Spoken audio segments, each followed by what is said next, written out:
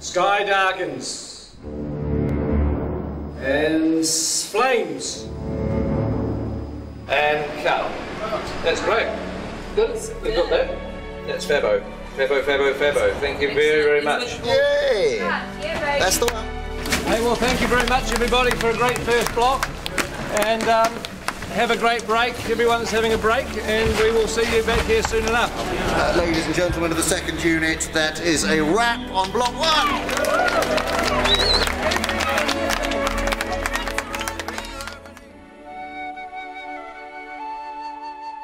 So we're just going to get one more pick-up in Bag End. Hello. Yep. Come on.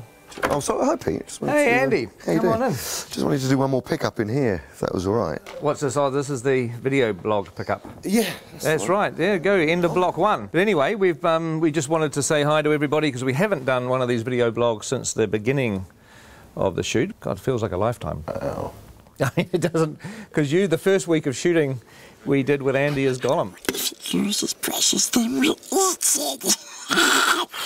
You weren't a second unit director in those days. You were an actor. You were an old-fashioned. And now I've crossed over to the dark side. You've now gone to the dark side. I'm wiped. I'm absolutely wiped. That's all yours. Is it? Oh, okay. Just give us a good battle. Yeah. Okay. I don't know how you do it.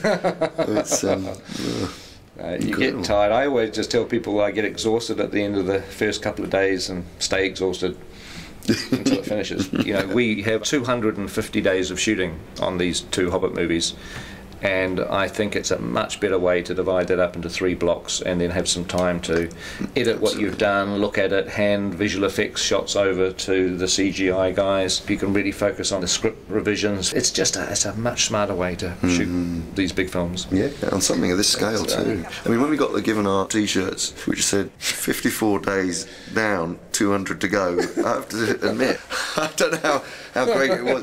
Please wear these. It wasn't exactly a morale-lifting moment, was it? Everywhere you turn on the people's backs was 200 days to go. It's like, oh God, I felt tired before lunch, you know. Good news is that it's over. First day back is Monday the 5th of September. So thank you guys. It's been a pleasure having you with us. What are you guys off to during the break? My wife and I, my lovely wife Aileen, we've got a holiday in the South Island of New Zealand planned. And my lovely, gorgeous wife Nicole and I are just going to work on the house. I'm leaving shortly after talking to you for London, which is a long journey, by plane, and once there I immediately go into production of a play I'm going to do by Eduardo de Filippo. I'm going to America, to Pebble Beach, in a week to play some golf. Work on my tan so that I can really freak the makeup people out when I come back. I'm having a break. I'm having 4 weeks off. Bit of sleeping in.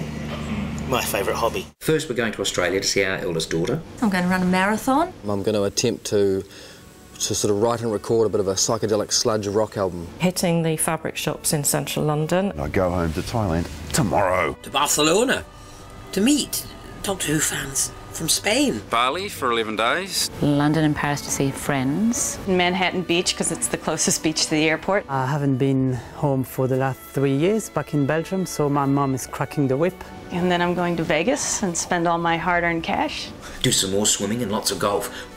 Probably get a little bit drunk, a little bit on a holiday. I'm looking forward to going back with mates and getting on the drink, where I'm not going to get a bad reputation because they already know what I'm like. And now I'm going back to Ireland to see my family and see some of my mates in Belfast for a quiet little weekend. I hope no one phones me for about 3 weeks at least. Hopefully come back totally refreshed and ready to rock into the next lot. What are you doing on break, Andy? Well, I'm going back home to maybe have a little bit of time off to go on holiday with the family, and then really, before you know it, I'll be back. It's weird because you get to this point when you're at the end of a block of shooting and it sort of almost feels like you're going on vacation, but it's not, because on Monday morning I'm in the cutting room editing, and I've got to have meetings with Alan and John and Dan about designing stuff for the second block, and with Richard Taylor about all the things he has to build. So in some respects I'm back into pre-production again, but also I'm in post-production because I'm editing. Plus we're in production because we're shooting these movies. So it's sort of like being in pre-production, production and post-production all at the same time. It kind of gets a bit screwy. But before I get to do any of that, I've got to jump on a plane tomorrow morning and go location scouting down the South Island. So we'll take some good pictures. Yeah, I will. I'll take some good pictures.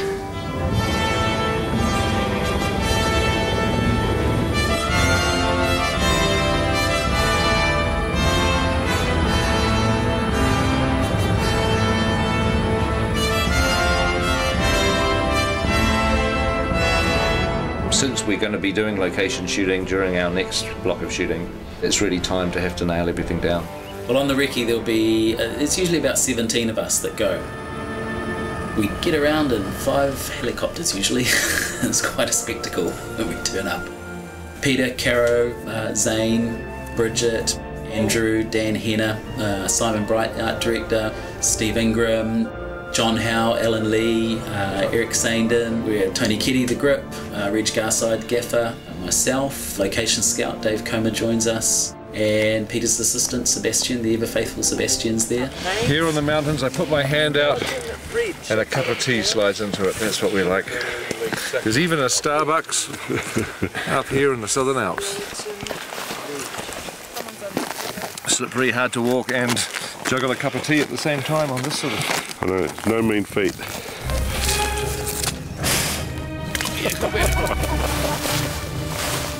I never come prepared to these things. I always somehow imagine it's going to be dry and warm and nice. At least it's not raining.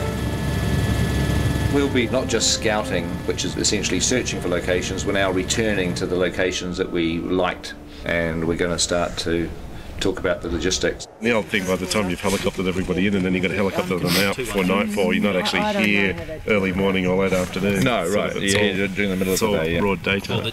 Yep. Unless you camp out here. Well, that's yeah. On set, we are allowing approximately half a rugby field for the essential equipment trucks, and then our marquees, crew parking, and also unit-based parking, which is where all our makeup and costume facilities are. If you make a path along the edge of the swamp in this, in essence, we need to create space for 2 rugby fields of equipment.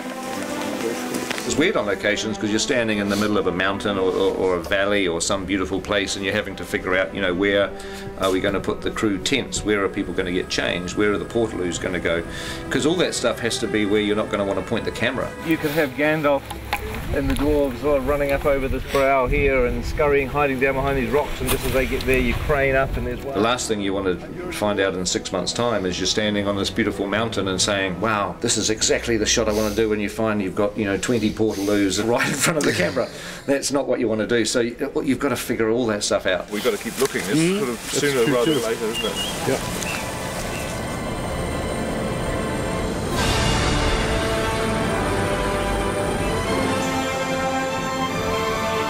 We'll be flying, I don't know, maybe 30 locations, some locations probably. We're shooting locations around the Mackenzie country, around wilder landscapes below Mount Cook. And we will also be shooting around Dunedin Way, more beautiful stone, rock, you know, wild country, and that's quite exciting because it's an area of Middle Earth we haven't visited before. That big rock could be part of the house, couldn't it? Yeah. Where we're scouting presently for the edge of Mirkwood and the Anduin grasslands is south of Queenstown. It's pretty incredible. And shooting that? We're still searching and trying to work out how we're going to shoot Lonely Mountain, Misty Mountain paths. Lonely Mountain should be by itself, but you can look over in that direction there. There's still a few rivers that we're scouting for. Yeah, I think we're getting pretty close to photographing every decent river in New Zealand now. It would be quite funny to have 13 barrels all in the middle of this thing. Going nowhere. Yeah, with the guy shouting, come on, get on with it. Come on, move ahead, get on, go faster. Is it a floater? It's quite heavy.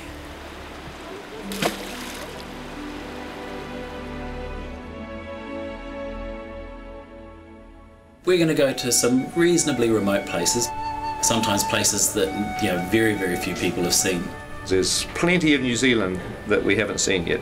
I think people think it's such a small country, and Lord of the Rings, we saw so much of it that we must have seen everything, but believe me, we haven't. There's a huge amount of wonderful locations still to come. Quite a pretty spot, isn't it? That's great, it's a great spot.